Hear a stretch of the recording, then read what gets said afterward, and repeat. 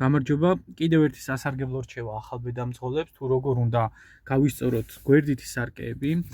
ზოგი სარკეს ისწორებს, გაჩვენებთ ახლა როგორ ისწორებს ზოგიერთი მძღოლის სარკეს.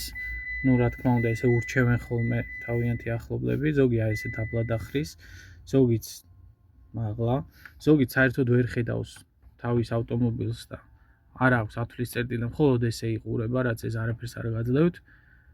უნდა ჩანდეს ოდნავ, ზოგიც კიდევ აი ძალიან ბევრ ნაწილში ხედავს თავის ავტომობილს. ესე არა.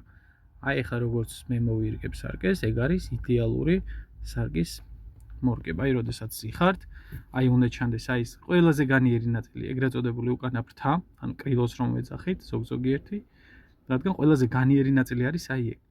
მანქანის. აქვს შემდეგ მეორე სართული და მესამე სართული სახურავი.